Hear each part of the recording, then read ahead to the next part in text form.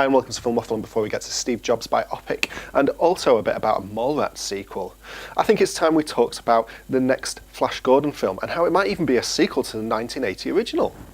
Yes, that's right, Flash Gordon might be getting a sequel. That's according to an interview from Den of Geek. According to Sam Jones, the star that was heavily dubbed in the 1980 original movie, Fox is looking to do a direct sequel to that film, instead of doing a reboot, which is different from what people were hearing before. All of which sounds incredibly exciting to me. However, I'm going to have to, in terms of rating this, bin it.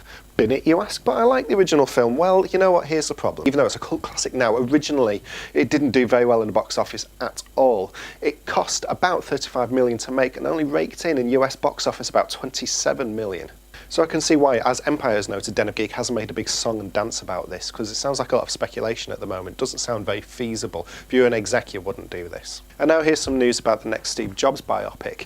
The next one. We've already got one, right? But this is the next one. And it looks as though we are getting our first glimpse of Michael Fassbender in the title role. Yeah, okay, I can hear you. I know you're saying, why do we need another Steve Jobs movie? Well, if you've got it written by Aaron Sorkin, who wrote The Social Network, and you've also got Michael Fassbender in the lead role, that ain't a bad thing at all. So to the picture, and it might make some Apple fans balk in horror. Why? Well, it looks a lot like Michael Fassbender. Yeah, that's right, it doesn't look a lot like Steve Jobs. They haven't done a clever makeup job unless they're going to do it in some sort of post-production. It's a picture of him in an advert, on a billboard, leaning on a computer. This is being portrayed as part of the section of the film based on his launch of the next computer.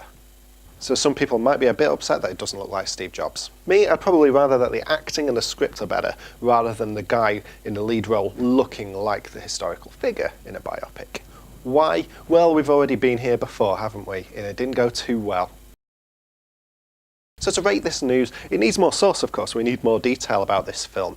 I'm not angry that he doesn't look like Steve Jobs, nor am I excited that it's Michael Fassbender in the lead, although obviously he's a very capable actor. Now the reality is we kind of need to see the trailer or the film to start making our minds up about this one way or the other, because ultimately it's a drama. There's nothing else to really base it on. With comic book movies, of course, you've got major decisions about characters, about costumes, about what they say they're going to do with the original source material. And we don't really have the same thing here, so we can only make our minds up once we start seeing this film actually in motion on a screen in front of us. We're just going to have to see something on the screen and make our minds up then, aren't we? Finally, it looks like Kevin Smith is going to make a sequel to his movie Mallrats. Now that is a bit of a surprise to me.